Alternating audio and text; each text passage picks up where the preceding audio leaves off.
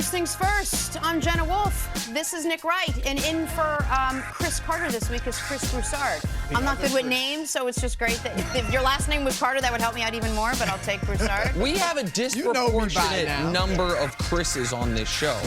Chris Canty's on today. Chris Canty. Chris Mannix joins the show. Mannix. Obviously, Chris Broussard, Chris Carter. Yeah. Absolutely. Good to see you as always. We're lacking Nicks and Jennas. Is that so? If there's anyone that knows anything about sports named Nick or Jenna, we have an empty seat for you. Anyway, it's great to have you. Great to be here. All here. right, let's start this morning. The Giants have one of the most talented, not the most talented wide receiver in the league on their roster. And this morning we are talking about whether that wide receiver is a lock to remain on that roster. Odell Beckham Jr., coming off a season to forget, is front and center with the Giants this morning over his off-the-field behavior. He's looking for a monster contract from New York. Team owner John Mara opened up for the first time since a video of Beckham was released and leaked a few weeks ago, showing Odell with what appeared to be an illicit substance.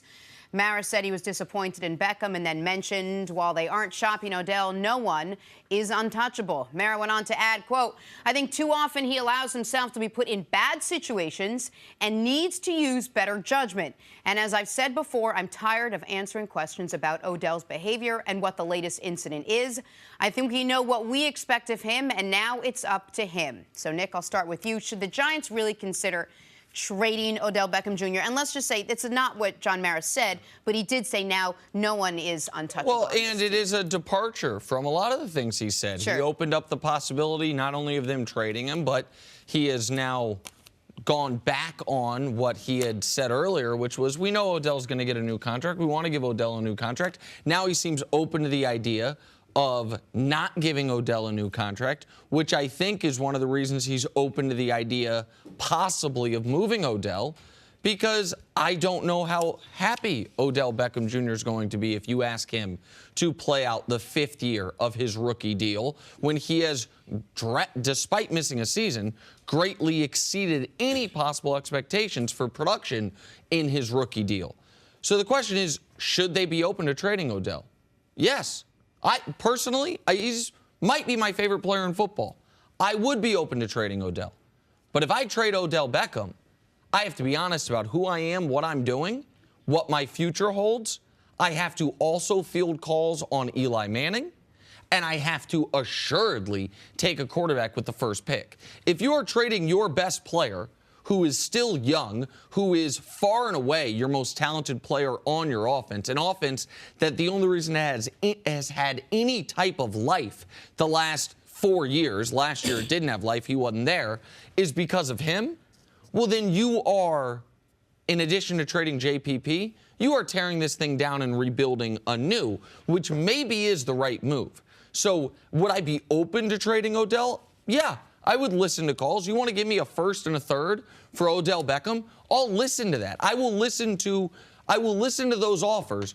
But if I am going to do it, then what I am saying is we are full on rebuild.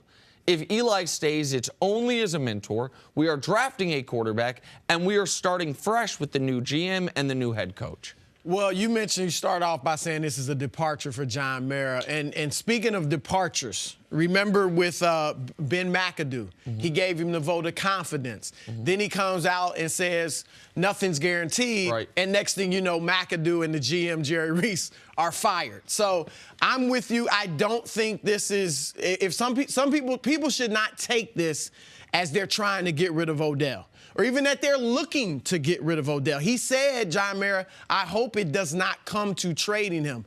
But this was a warning to Odell to straighten up.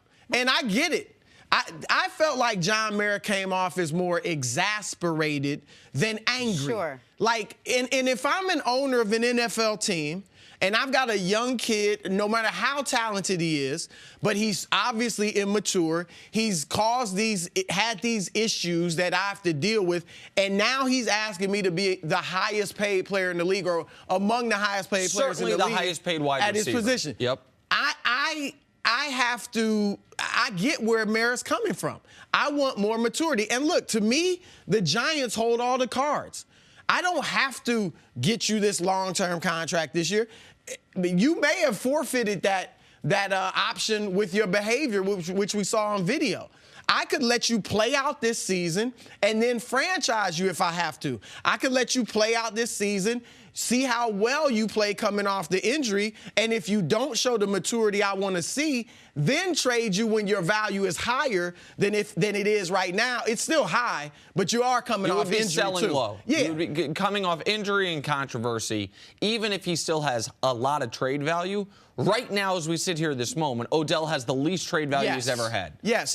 Since he's become a star. No question. So I like what John Mara said. I don't think it was, mean-spirited. I think it was, like I said, exasperation. And he hopes clearly that OBJ straightens up. And you got a chance to straighten up. This isn't a reaction to this latest video. This is just a reaction and a departure from what we heard John Mara said last year, or the end of last season, which was, yes, Odell's going to get a contract. Now it just doesn't seem as sort of a locked-in thing. What I'm curious about is, it sounds a little bit like your tone has changed just a bit. I feel like if we had asked you last year, you would have said, no, you don't change the best player in your team, and somehow that has changed. Well, they have the number 2 pick of the draft is what's changed. They have the opportunity, if they want, they have a new head coach, a new GM, the number 2 pick of the draft. So if they want to remake their entire team, he is their most tradable, best tradable asset. So that is why I'd be open to it. Also, did you say this is not a reaction to the video? Because I think it is absolutely. Yeah, that's the final straw. I think it's absolutely. It's the final straw, but it is not a reaction just to this, because if this happened to a different player, it'd be a slap on the wrist or a warning, but you can't say this is just a warning to you. It's not that he hasn't heard warnings. Didn't he meet with ownership last year? No, but it's a warning that now, it's to a point where we may consider moving you. I mean, he said, he was asked, will he be back in 2018 with the Giants? And he said, I can't answer that one way or the other right now. The only things that have changed, as far as we know publicly, since John Mara said he's getting a new contract, and what he said this weekend was the video, and then also the other story, and now this has not gotten the attention, but Odell's being sued for millions of dollars because someone allegedly got beat up in his house, not by Odell, and again, that's the type of thing where you hear it and you're like, man, this guy going after an athlete for his money. But I would imagine John Mara's like another headline, another thing where, rightly or wrongly, you are being talked about for the wrong reasons. Now, so would I be open to it? Yeah, I'd be open to it. I do think there is a way that Odell and the Giants can both get what they want out of this situation. And the Giants want to protect themselves and give Odell more incentive to correct the behavior. And Odell wants his contract. I would absolutely come to Odell Beckham before training camp with a new contract, with a contract that makes him the highest paid highest paid wide receiver in the league. But I would put in that contract clauses such as CC alluded to the fact that Odell very well might already be in the substance abuse program where he's randomly drug tested.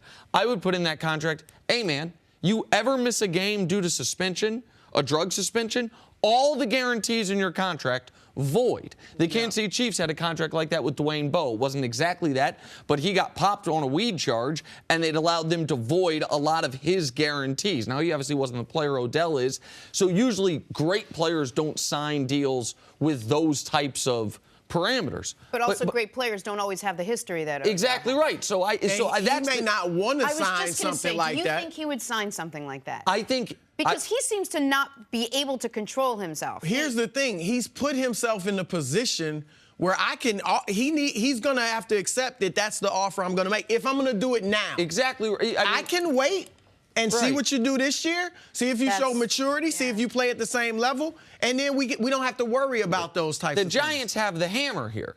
They've got an $8.5 million him under contract for $8.5 million this year. Then they can franchise him next year. They could theoretically franchise him again. So they have but what they don't want to do is alienate their best player. What they don't want to do is have a guy who is the only reason, in my eyes, Eli Manning did not play himself out of the league 4 years ago when he led the league in interceptions, had a 69 quarterback rating, was the arrival of Odell Beckham. What they would like is Beckham to be happy and want to be a Giant. The Giants like the fact that when the NFL does a Super Bowl commercial, that they don't just have Eli to be involved in it. They're like, hey, Eli with Odell. They like some of the profile that comes along with him. What you said, Odell can't control himself.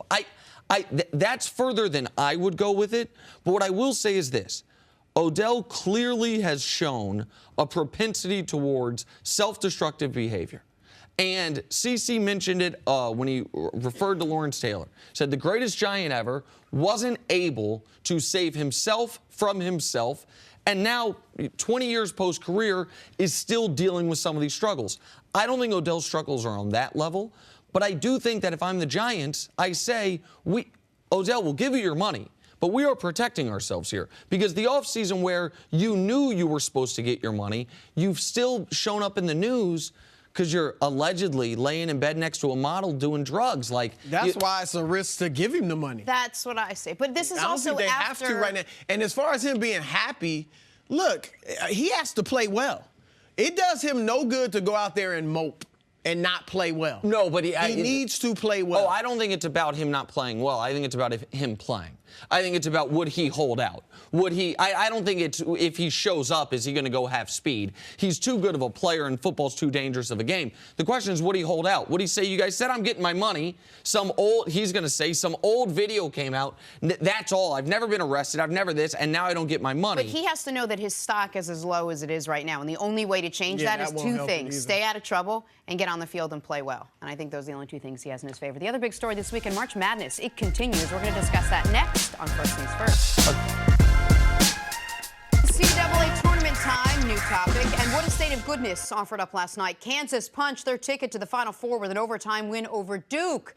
If you can point to a moment that might have sealed it, this one, freshman Wendell Carter getting called for the foul and fouling out with 2:49 left in overtime. Looked like he set his foot. Maybe he didn't. Refs felt otherwise.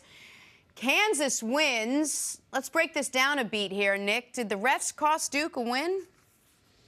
I know it's hard. I don't want to say the refs cost Duke the game. Duke had a 3-point lead with 30 seconds left in regulation, and they end up losing the game. That's on them. Yep. Duke, to me, was the more talented team, and they let Kansas stay right there. I know Kansas was the 1 seed.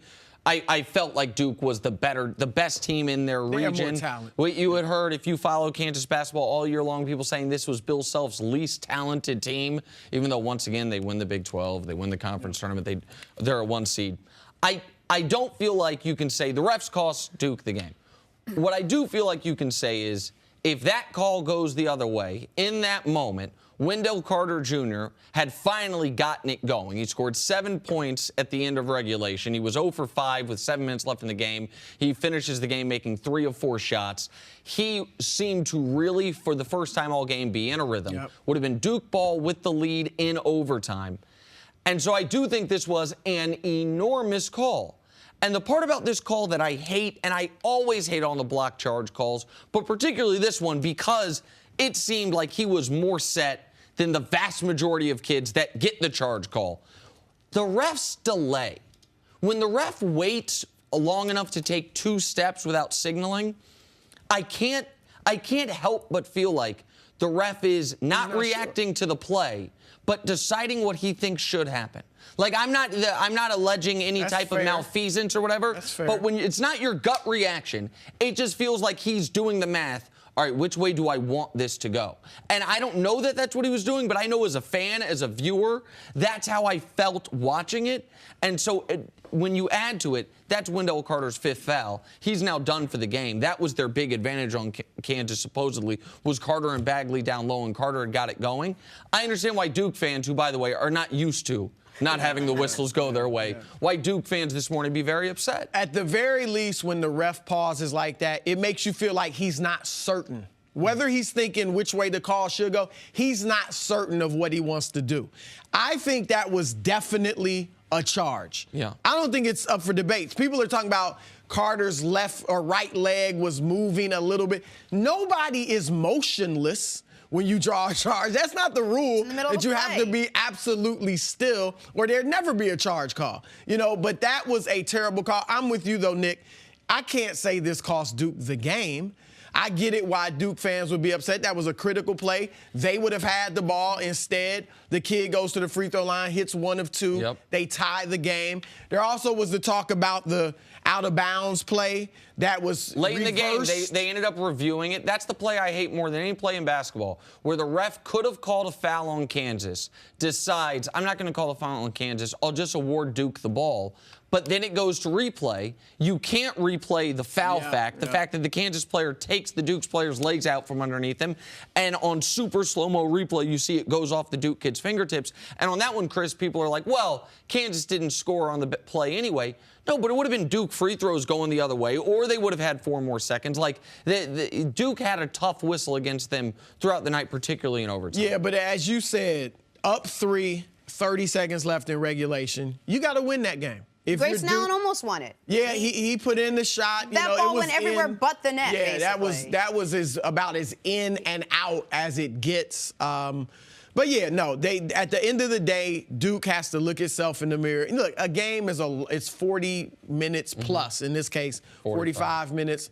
So there are a lot of things that happen even after, the free throw. The free throw on the Wendell Carter call only tied the game. So you still had a chance. Obviously, you lost Carter.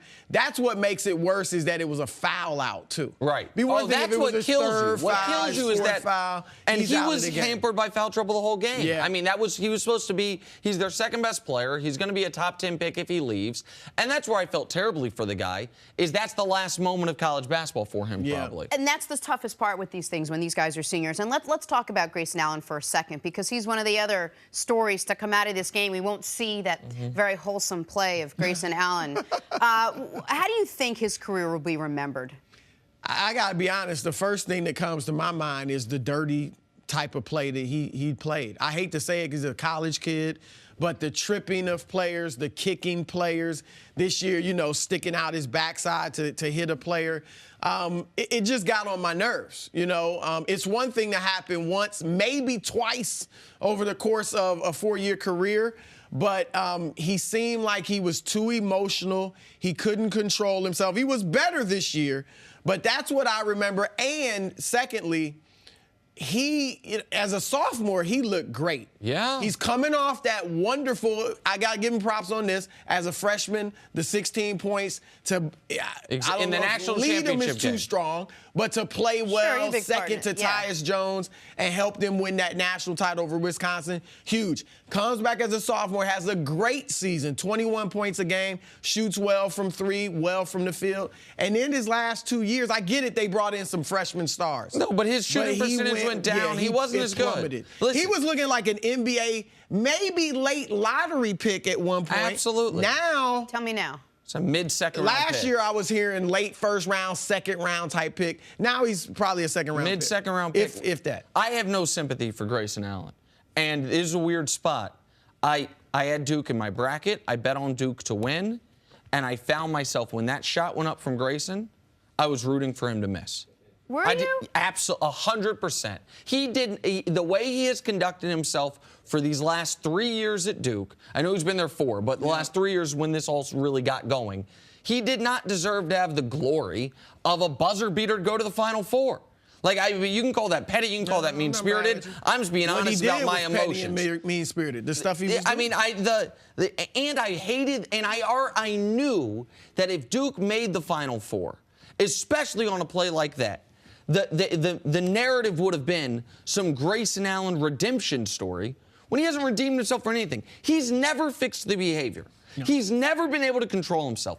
And he constantly gets chance after chance after chance. We asked, did the refs cost Duke this game? Man, not more than Grayson Allen did. Grayson Allen was terrible in this basketball game. He was 3 for 13, including a meaningless 3 at the very end of the game. He was 2 for 12 through 44 and a half minutes of the basketball game. So how will I remember Grayson Allen? As a justifiably hateable Duke player who's one of the dirtier players I've seen in the last few years of college basketball. That's all I remember Grayson Allen. All right, we'll take a break. Coming up, just how much will Steph Curry's injury impact the Warriors' title chances? Break that down next. First things first. Time for some stories to start your morning tournament madness. Villanova advanced to the Final Four with a win over Texas Tech. The Wildcats have won their 4 tournament games by an average of over 18 points. God, I hope I didn't just jinx them. Nick, is Nova looking like the favorite to win it all here? The only piece of evidence that Villanova won't win the championship is that I picked them to win the championship. Boy. And I'm on a tough stretch the last couple of years. I mean, they looked like the best team going into the tournament. They've looked like the best team each round of the tournament. They haven't had a single game in question in the tournament. Like, to me, they have clearly been the best team. Yeah, they look like the heavy favorite in my eyes. I was with you. I picked Villanova as well. I'm not going to predict anything at this point in this tournament. I wouldn't be shocked if Loyola wins it, if Michigan wins it. Anything could happen. But I love Jalen Brunson, love his game, never seems to take a bad shot. Great floor general. And this kid, DiVincenzo, yes. Dante DiVincenzo, his game, I love this kid. I mean, high flyer, can shoot the three. He has had some tremendous moments in this tournament. So they're an exciting team to watch. I would like to see them get all the way to the final. Before the year, Jay Wright came on, and one of the players he specifically pointed out was Dante DiVincenzo. He's been awesome. Yeah. He's been awesome. All right, moving on to the other side of the bracket, the feel-good story of the tournament, Loyola Chicago heading to the Final Four with a win over Kansas State. So it's Kansas and Villanova and Michigan and Loyola Chicago. Nick, what are the Ramblers' real chances here? I mean, I think they got a decent shot.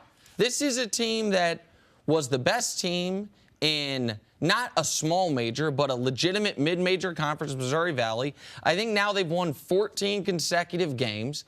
They absolutely have the feeling of a team of destiny, winning the first 3 tournament games the way they did, and then putting a complete game together and dominating K-State. Like, they got great guard play. Michigan's a favorite over them, but would you be shocked if they beat Michigan? I wouldn't be shocked at all if they beat Michigan. Not at this point. Look, it'd be nice to see a mid-major finally do it. You know, Butler came close. George Mason was in the Final Four. It would be nice to see them really cap it off. One thing that stood out to me when they played K-State, they were far more skilled than Kansas State. You would expect the bigger school, the major school versus the mid-major would have more skill. K-State was more athletic, more physical and tougher, but skill-wise, Loyola shot it better. They handled the ball better. They passed better, and that's why they won. All right, to the NBA now. The Trailblazers beat the Thunder last night. Melo struggled, only scoring 6 points on 3 from 13. Cris, does it worry you seeing the Thunder struggle against tough competition?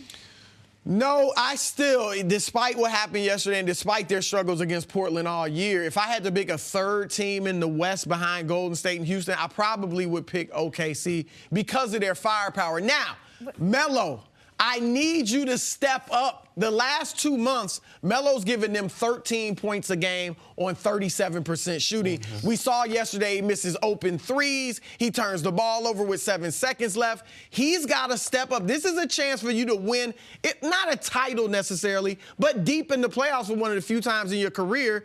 Get it done and give Russell and George some support. Here's the thing. Melo's a Syracuse guy. I love Melo. I feel like Melo had been somewhat unfairly maligned throughout his career. We're like, he can't win. I mean, he was the best player in the conference finalist early in his career in Denver. But where he is now, I understand they got to start him. I don't know that they have to finish with him. I don't know Melo is one of their best 5 guys late in games. You want to give him the courtesy start. You want to make sure he's on the court when Russ isn't, maybe when Russ and Paul George are both resting, so you can try to run some offense through him, fine. But he's a defensive liability who right now is not making up for it on the offensive end. Like another Syracuse guy, Jeremy Grant might be a better option for them late in games. I hate that that's the case. I thought Melo could be a good third option on a team, but he seems to have deteriorated massively from just 1 year ago. I can't quite figure it out. Well, and he's playing so much differently as he's off the ball and, catch and shoot. Finally, Cavs beat the Nets yesterday behind a solid performance from Kevin Love. He had 20 points, 15 rebounds in the win. How about this? Cleveland now 4-0 since Kevin Love returned to the lineup. Cris Broussard, how good have the Cavs been since Love's return, and is it because Love is always the answer? That was good. Thank you. Look, I'm not going to sit here and act like Kevin Love is Karl Malone. Okay, he's not. Okay, he's not an all-time great power forward by any stretch of the imagination. But he has become woefully underrated, I think. People act like Kevin Love is a scrub. Kevin Love is a 20-point, 10-rebound machine. Almost guaranteed to do that when he is the definitive second option, and that's what he is now that Kyrie's gone, now that Isaiah's gone. Isaiah thought he was 1A. All right, so Kevin Love got moved back to 3. As the second option, he gives it to you. There's no ifs, ands, or buts about it. And remember, when he was in Minnesota, I know the teams never made the playoffs, but I'm going to say had they been in the East, they would have at least made it his last year there. He was putting up numbers we had not really seen consistently. I mean, a 26-point, 20-rebound game here and there. That we had not seen really since Moses Malone. I think he averaged 15 rebounds a game. One year he may have. I mean, he 13.5. had some huge numbers. So Kevin Love is a very good second option, particularly in the Eastern Conference for LeBron James. Listen, the Cavs, I know that everyone's written the story on the Cavs 5 times, despite the fact that you want to know what this Nets game was? The first game they played all year with the team they're going to have going into the playoffs. And by the way, they still didn't have Korver. Right. Jeff Green didn't play. And if you care about Jetty Osman, he wasn't there. And the coach wasn't there. And it was still the closest facsimile to the team they will have going into the playoffs because they hadn't been playing. With Love been injured since the trade deadline. Then Rodney Hood had been injured. Obviously, Korver had been out. So, of course, they're going to be better. Like, what we have right now, and I'm glad people are maybe eventually coming over to see this, is that LeBron's going to be playing at this A-plus level throughout the postseason. Now he's got a legitimate second option who makes life so much easier on Rodney Hood, George Hill. Like, you could see, I was at the game last night, so a lot of the shots that the camera didn't show, I could see. LeBron's excitement level when Hill and Hood made plays was so much greater than when, for example, Kevin Love did. And that's not because he doesn't like Kevin Love. It's because he knows what he's going to get from Kevin Love. It's exactly what you said. He's consistent. But for the Cavs to win a championship, which is obviously what LeBron's only real goal is, he needs Hill and Hood to both play great. And Love spaces the floor better for them, makes it to where they don't have to be a second option. They can just hit some open shots. And this was the second game all year. Well, I'm sorry, the first game all year that Hill, Hood, and Love have all played well. Yep. And so now and it's just the second game all year that Hill and Hood have played well together. Like, that is offensively the best version of the Cavs. Now, defensively, they still need to be much better. Well, here's the key for them. Kevin Love has shot 48% from 3 since he's been back. They need Larry Nance to protect the rim because you obviously lose something defensively with Love. But if you have Larry Nance in there protecting the rim to some degree, then that helps you defensively, and Love can stretch the floor. What's the knock on Love? He's done nothing but contribute before he hurt his hand and from the first day he came back. So why, you said people have called him a scrub or whatever. Why?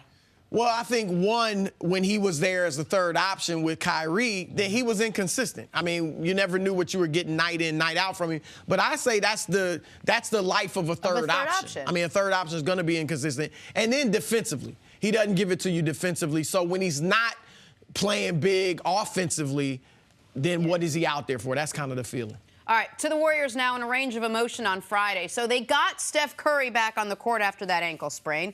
Thrilled for like a hot second until they lost Steph Curry, again, this time with an MCL sprain. He's out at least 3 weeks, the same injury he suffered in the 2016 playoffs.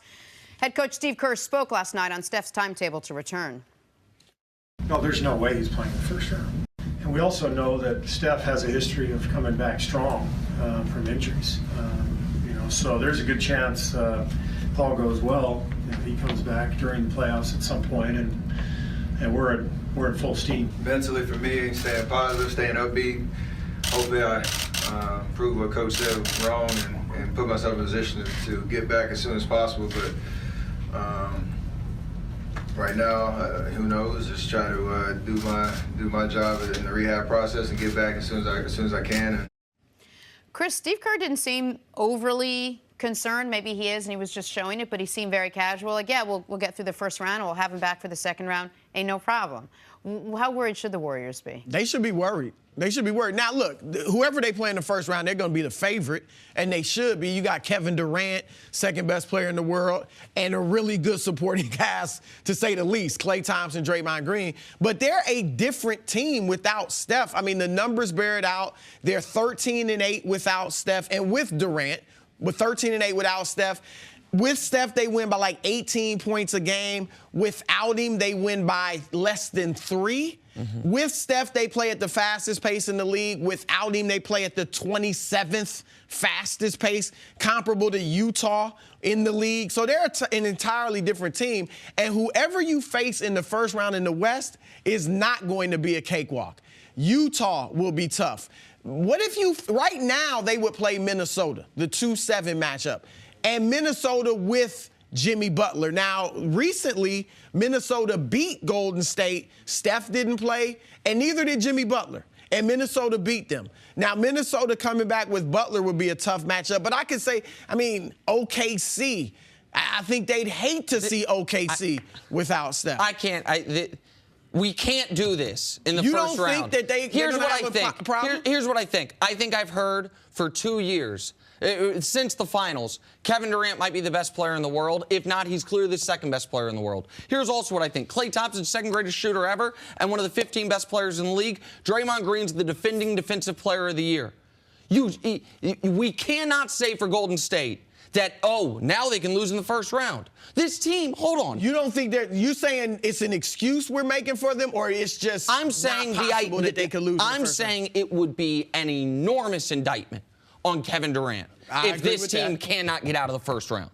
We saw this team, Steph, Klay, Draymond, Iggy, Sean Livingston, and rotate a player at center, plus David West, right? Win 73 games. We saw that team win a title. Flipping out Steph for KD shouldn't go, because that's all you'd be doing in this scenario. Yep. All those guys are still there. Harrison Barnes as well. I'm leaving him out, but he was a guy that was much maligned. Yeah. Their key players are all there, and you would be flipping out Steph, who the general consensus I've been told is KD's better than Steph. That KD's the second best player, not Steph. That KD's this two-way amazing force, which, by the way, he is. I'm not discounting any of that. I do think KD has as good of an argument to be the second best player as anyone in the league, along with Steph and James Harden. But we can't all of a sudden. I watched LeBron in 2015 lose his second best player, right? They lost Kevin Love. They then beat a 50-win Bulls team. He then doesn't really have Kyrie for the third round against the Hawks, and they sweep a 60-win Hawks team. Like, if Steph's out for the playoffs, right? If he were to be out, listen, he's never cleared. Then it is not an indictment on KD if they don't win a championship, right? If Steph's not back and they play the Rockets, then I'm not going to be like, oh, KD, what are you doing? It's not a full indictment as if losing in the first round would be, but it is somewhat of an indictment. It ain't great for him, but I happen to think the Rockets are an extraordinary team that could give even the full-strength Warriors trouble. So I wouldn't crush them if they lose without Steph. But you can't lose in the first round. And by the way, you can't lose in the second round either. You will still, no matter who you play in the first and second round, you put the best player on the court, your best player versus their best player, Golden State. Your second best player versus their second best player, Golden State. Your third best player versus their third best player, Golden State. No matter who they play. But we've seen that's not, I get what you're doing, but that's not how we can do it. Because if we had done that with the Cavs Warriors, at a certain points, we would have said LeBron's the best, Kyrie arguably better than their second best player, Kevin, you know what I mean? But you're right. Look, KD, this is why it's good they got KD. Okay, because and you and I have talked about it. I have said KD going there, I had no problem with it. But I felt like it did take something away from Steph's game. Like, before KD got there, it felt like every other night Steph was putting on some type of light show and doing something miraculous and memorable that we all had to see. Not as much with KD because you just don't have to.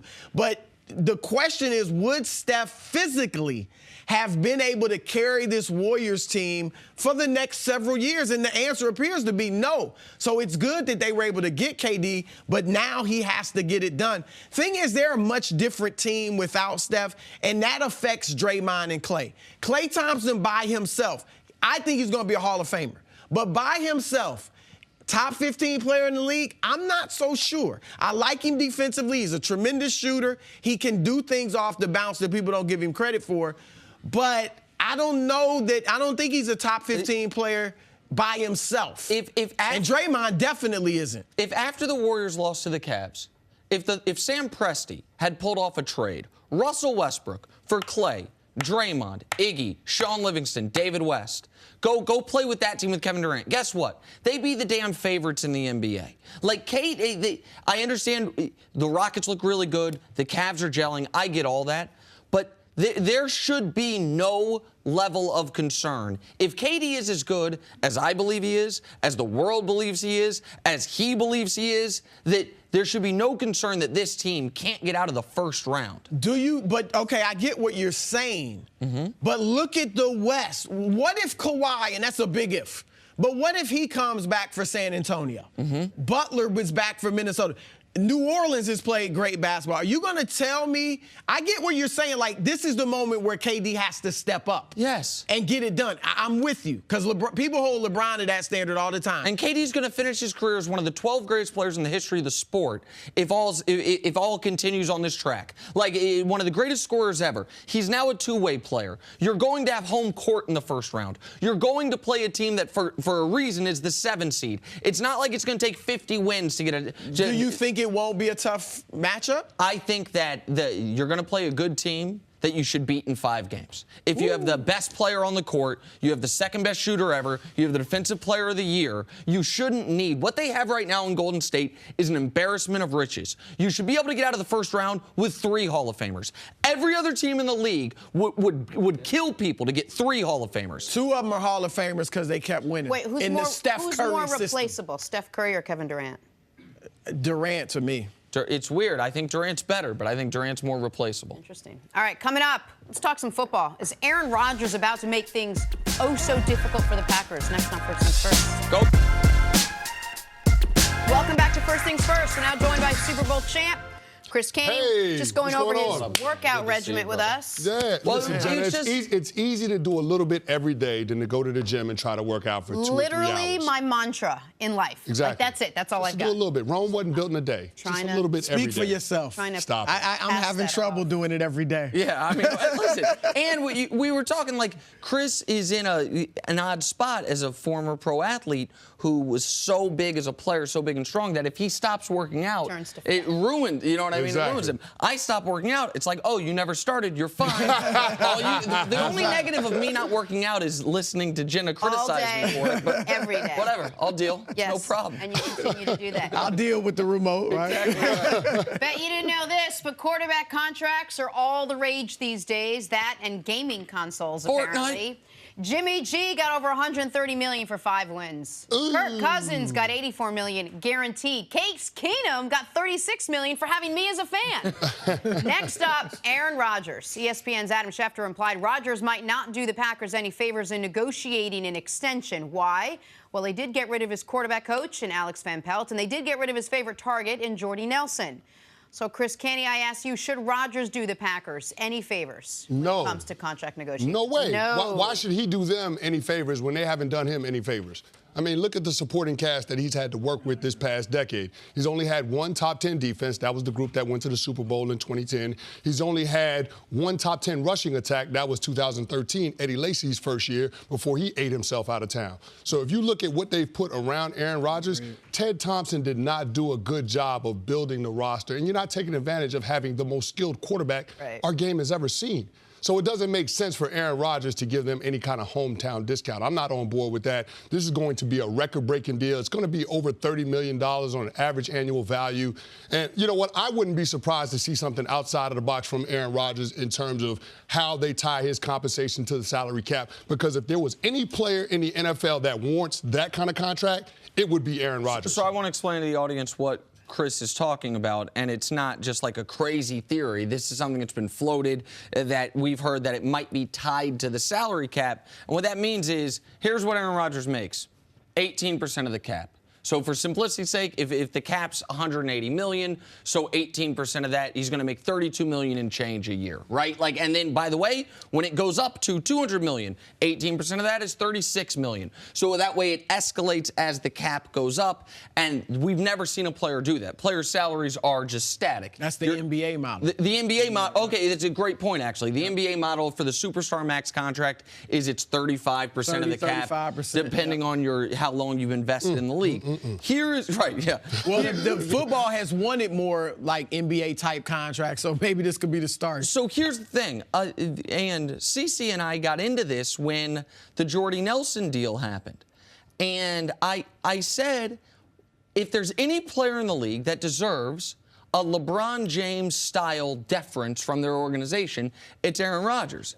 And CC pounded the table and said, basically, that's not how it's done in the NFL. You don't ask the players about personnel decisions. And I get it. I understand that Aaron Rodgers isn't watching film. Coach Mangini talked about how Ty Law would want to be a part of the game plan. And he would say, okay, the meeting's at 8 a.m. You're welcome to show up. And Ty would say, I don't want to do that. Okay, I get that's not how it's done. But there are consequences to every action. And one of the consequences might be Aaron Rodgers said, okay, you guys don't want me to be treated as if I'm an equal member of the front office? Then guess what front offices worry about? Salary caps. Guess what players worry about? Getting my money. It's your job to figure out the cap. It's your job to put the team around me. It's my job to execute every ounce of leverage I have to get the most money possible. Now, maybe he would feel that way either way, but I don't think the moves they've made, the removal of Alex Van Pelt, moving on from Jordy Nelson, have made Aaron Rodgers feel like, oh, yeah, hometown discount, here I come. It's illogical to me that he would. Look, am I going to be mad or disappointed if Aaron Rodgers gives them a break? Because, he said he wants to finish his career in Green Bay. He obviously loves it there. If a couple $1 million is separating an offer from another team in Green Bay and he stays, I won't be mad at him. But I am with you guys on not giving them a break because this new regime, they've been active in free agency. I like the Jimmy Graham signing. I like getting Muhammad Wilkerson. But they've been all business. They didn't talk to Rodgers when they got rid of his quarterback coach. And from what the reports say, they talked to him after they decided to get rid of Jordy Nelson. Not before. After they decided. I don't know if it was before they actually cut him and pulled the trigger. I mean, they had made the decision. They had made the decision. They had made the decision. So they're dealing strictly business, okay? We're not getting emotional. No tie, no sentimental ties. We got to cut you, Jordy. Bye. And it may hurt a little bit, but it's helped them, I think, in getting a couple of good players. They cleared the room to get Muhammad Wilkerson. So now Aaron needs to take the same tack. Okay, so it's all business. All right, don't worry. Don't look for me to be all lovey-dovey and, hey, you've been here so long. Again, for his personal sake, if he wants to stay there for a little less, okay. But be business-like with these guys. And I do think he will because he's seen how they're working. If the Packers treated him a little differently, would you be okay with it? Are you for giving a team a hometown discount? No, I'm not for giving a team a discount. That's what I'm picking up on from you. I'm with the players on this one. I'm not going to do that. If you just wanted to be somewhere and you loved it where you were playing, would you give a little bit of a discount? I mean, quality of life matters, Yeah. so I'm not going to completely dismiss that aspect of it. But when you're in Aaron Rodgers' position and you see what the organization has done and their approach this offseason, I mean, you can't fault Aaron Rodgers for exercising every bit of leverage that he possibly can. And then you start hearing some of the sound bites coming out of that organization talking about we're going to do what's in the best interest of the Green Bay Packers long term. Mark Murphy making those comments down at the owners meeting this weekend in Orlando. When you hear stuff like that, Aaron Rodgers is like, okay, if that's how we're going to play this game, then this is exactly what I'm going to do. And outside of every other position, quarterback is the one position in the NFL where you can dictate to the organization. And I want to remind the audience something because the audience always seems to take management's side in this thing. I've never understood this about sports fans. The vast majority of us don't own a business. The vast majority of us aren't management. We are labor, yet when it comes to sports, fans are always pro-management as opposed to pro-labor. The owners locked the players out Why? Because they did not want the salary cap to grow too much. They did not want the players to have 52, 54, 56% of total revenue. Guess what? You could pay Aaron Rodgers $35 million a year, still put players around him. If the salary cap were $220 million, the players would love for the salary cap to be $220 million. What we see in pro sports all the time, the NBA and the NFL particularly, is the owners fight and claw to depress the salary cap and then cry poor to the players. Yeah. Then say, oh, can you take a little less money? We want to put a winner around you. We want to put good teammates around you. Okay, you know how you can do that? Don't lock us out to get it to 48%. Let it be 51% of football revenue. Let it be 54% of total revenue. Then we can pay everybody. Like, you don't get to fight to have the salary cap low and then cry poverty when the salary cap being low prevents you from being able to put a winner on the field. If Aaron Rodgers only has one Super Bowl appearance, to your point, Nick, about the team around him, that's franchise malpractice by Mark Murphy and the Green Bay Packers. No question. That's a good point. All right, Chris, stick around. Coming up, could the Giants really move on from Odell? It's our top story this morning. It's next on First Things First. Back here on First Things First with Chris Canty. The latest wrinkle in the Odell Beckham Jr. saga involves the team owner himself, as in, the man who owns the team, as in, the man who will have final say over whether Odell gets the gigantic contract that he's seeking from the Giants. Odell coming off a pretty disappointing year. Injuries, on the field antics, off the field distractions. Team owner John Mara opened up for the first time since a video of Odell was leaked a few weeks ago, showing the star wideout with what appeared to be an illicit substance. John Mara said he was disappointed in Beckham and then mentioned while they aren't shopping Odell, quote, no one is untouchable. Mara went on to add this: I think too often he allows himself to be put in bad situations and needs to use better judgment. As I've said before, I'm tired of answering questions about Odell's behavior and what the latest incident is. I think he knows what we expect of him, and now it's up to him. So, Chris Canty, should the Giants really consider dealing Odell Beckham Jr.? You know this team pretty well. Yeah, you know what? We had this conversation on my radio show, shameless plug, Humpty Canty on 98.7 FM here in New York. So good. Where can I buy that radio? Great listen. But we had this conversation last year when the Giants had to make the decision on Odell's fifth-year option. And we were saying, if you're going to give him the fifth-year option, you might as well extend him and get rid of the distraction that is, when are you going to pay Odell a long-term contract extension? And oh, by the way, Nick, you know this, if you pay him sooner, it's going to be cheaper. Right. And now we're seeing Odell, he's asking for around $20 million a year on average annual value on a contract extension. It's probably going to be over $60 million guaranteed based on what we saw from the Mike Evans deal. So that's a lot of money. And when you start talking about Odell embarrassing the owner, and we're not just talking about one instance. You can go back to the boat trip a couple of years ago before the wild card playoff game in Green Bay. You saw what happened in Philadelphia after the touchdown celebration.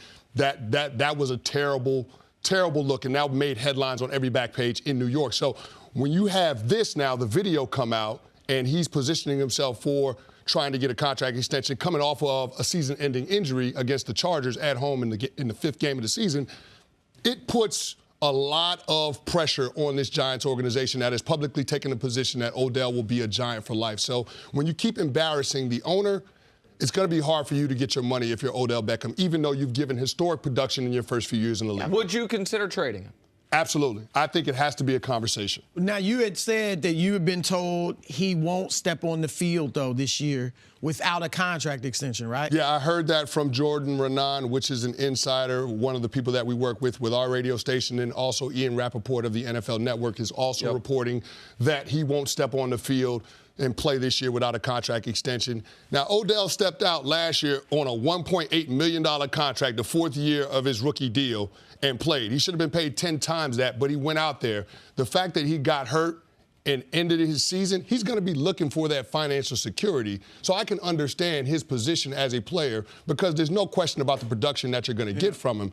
But when you start talking about that kind of money, it has to do with more than just production on the field. You have to be a leader in the locker room. You have to be a face of the franchise. And right now, I don't know that the Giants approve. Well, we know that the Giants don't approve publicly of the face that Odell has put forth for the Giants. Yeah, look, I love Odell as a player.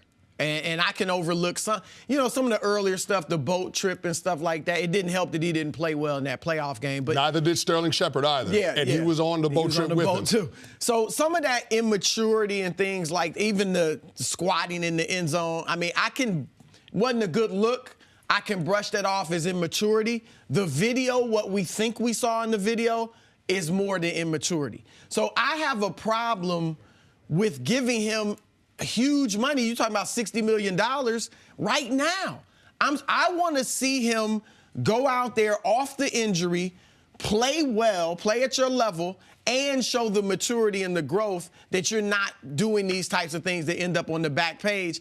Now, it complicates it if he's not going to play, but I kind of feel like he'd be hurting himself because he's coming off injury. He's already viewed as, a problem. And so I think he has to go out there and play well. So if I'm the Giants, I'm probably sitting and waiting and not giving him a deal unless it's something I really like financially, or as you said, unless you put all types of incentives in there. Listen, let me talk about the video for a second, because I didn't care about the boat trip. Eli Manning went on that boat. He was terrible in that playoff game. No, Nick, no, that's not fair. Okay, that's not fair. That's not fair. I did not. I'm just. Yeah, I don't want to relitigate that. Yeah. I do not care about the boat trip.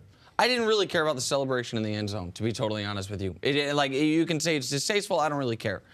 Here's the reason the video is in a separate category to a degree. Even though he thought he was in privacy, even though he thought he was, you know what I mean, he wasn't out in public, he was in a hotel room, whatever it is. Here's what I know about people and being around drugs. The first time you're around someone doing cocaine, as that appears to be, man, you are on edge. You are, I don't even know if frightened is the right word, but you are hyper aware of everything going around you. You are not nonchalant enough to where someone you're on. If you're just around it, if you're just in a room, I can count on 2 fingers how many times I've been in a room with cocaine, right? With someone doing that. College, right after college. Both times I was scared. Both times I was like, whoa, like where do I need to be here? What's going on? And he wasn't?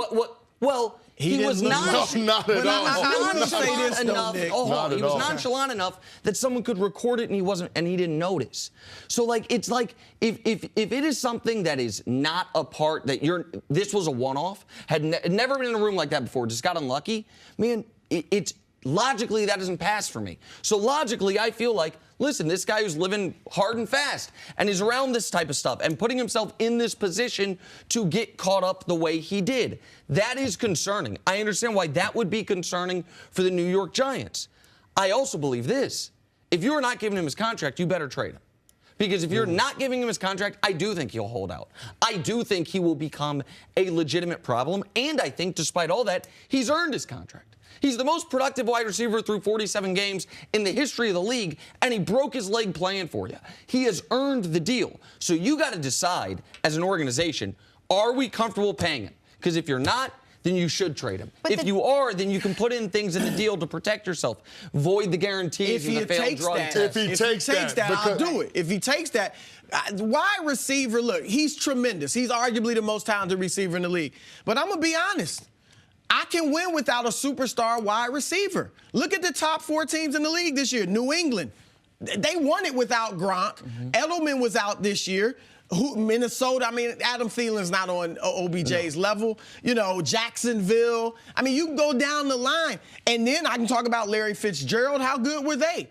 Calvin Johnson when he was in the league. A.J. Green, they didn't make the playoffs last 2 years. I don't need a superstar wide receiver. Who's also going to be a distraction. Exactly. I'd love him. Right. But if you're going to be a problem and if you demand a certain amount of money, I don't have to treat you like I treat the quarterback in terms of contract. But the truth is the Giants would love to pay him. The Giants would love to have him on the team. He is a phenomenal once-in-a-lifetime wide receiver. But you said it. They don't want the embarrassment. They don't want to have to deal with being at the players, the owner meetings, and having just to deal with this. There's 1,000 other things to talk about. The draft is coming up, and what are they answering questions about? Odell. What are we talking about? A touchdown celebration. Video that surfaced. They want him to be better. They sat down with him. They called him into the owners yesterday. Last year, they sat down. They said, we need you to really think about what you're doing. Try to control this a little more. Pat Shurmur talked to him this offseason. He has been spoken to. This isn't the first time it's come up. He just doesn't seem to either know what the right thing to do is or keep himself out of the situations, because if it was up to the Giants, I'm sure the only thing they want to do is have him there a long time. And see, Jenna, you're absolutely right. The fact that they've already sat down and talked with him, and they made those meetings public in terms of having those meetings with him and telling him what the standard was going to be for playing for the Giants. And then you see the video come out this offseason. You continue to embarrass the organization, and it's a distraction, and the questions that the owner just doesn't want to answer.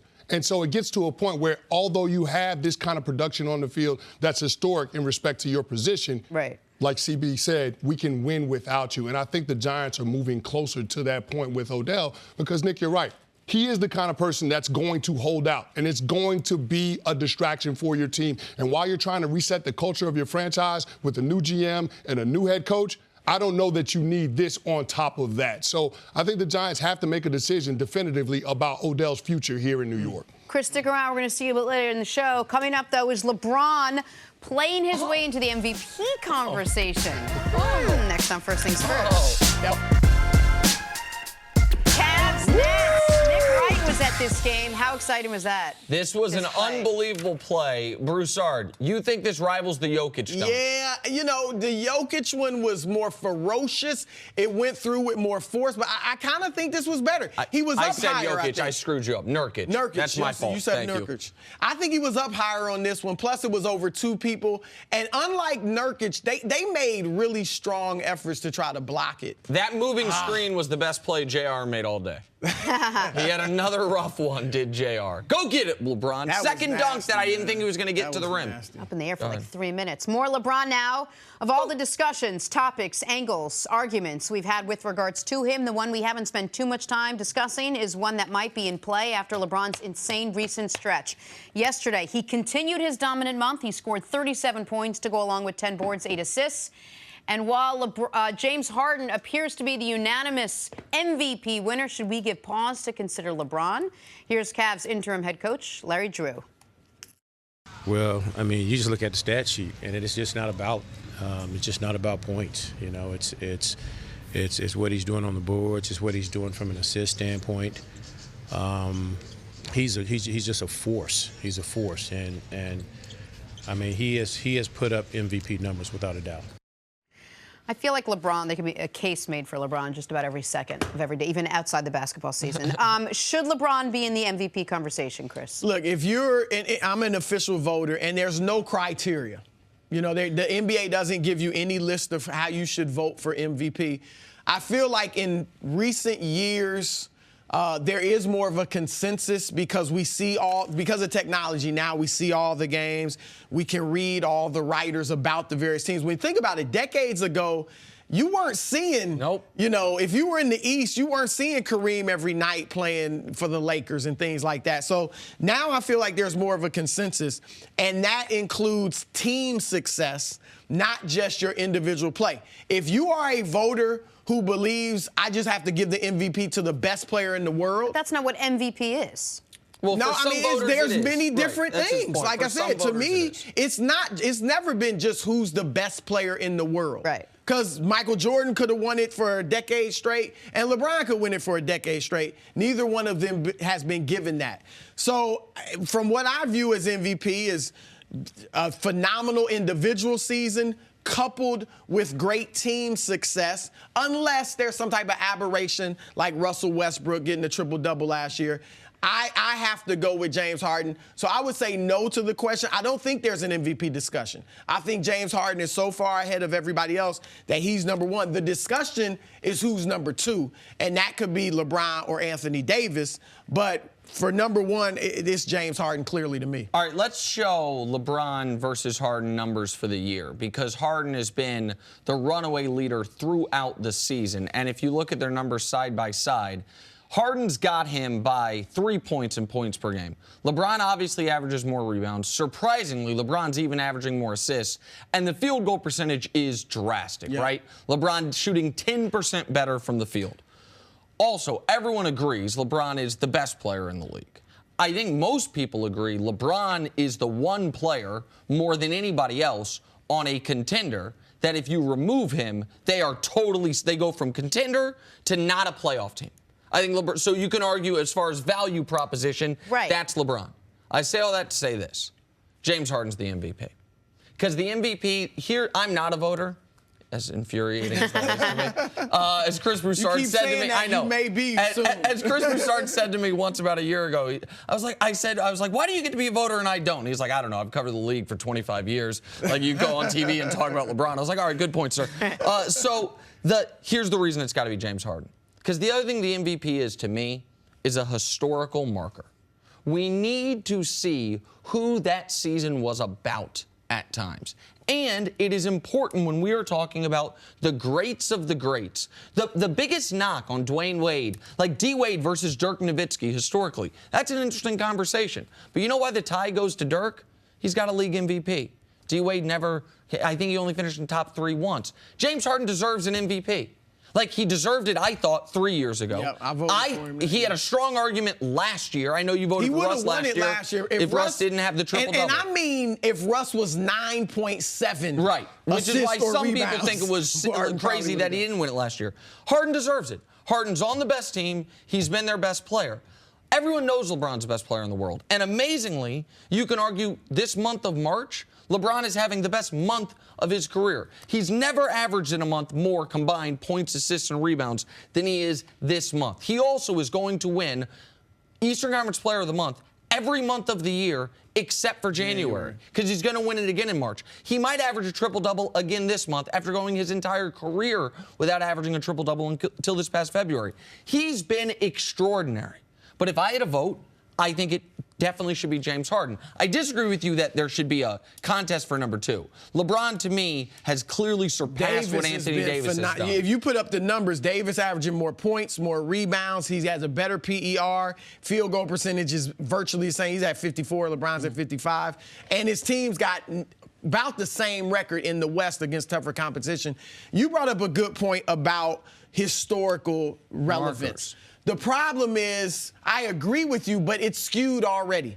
The fact that Steve Nash, who I voted for in those 2 years he won it, has 2 MVPs, and Shaq and Kobe only have 2 combined, is... It's a shame on Shaq crazy. Deserved more. Shaq Kobe deserved was more. lucky to get I the think one. Kobe deserved, but Kobe was the best player in the world at times. Oh. You know, right there. I know you're Mr. Analytics. I mean, the night he scored Kobe 81, Bryant, I come on, man. We Don't gotta sleep break on it. Kobe. Don't Coming diss the up. Mamba. Could trading Kyrie actually even good for the Cavs? It's next on First Things First. You voted for Nash in 06? I'm Jenna Wolfe, and thank you for listening to the First Things First podcast. Make sure to subscribe and tell your friends, family, and coworkers about the podcast, which, by the way, is available on iTunes and all your favorite podcast apps. You can catch a fresh new episode every Monday through Friday on FS1, starting at 6:30 a.m. Eastern, 3:30 a.m. Pacific. So long, everyone.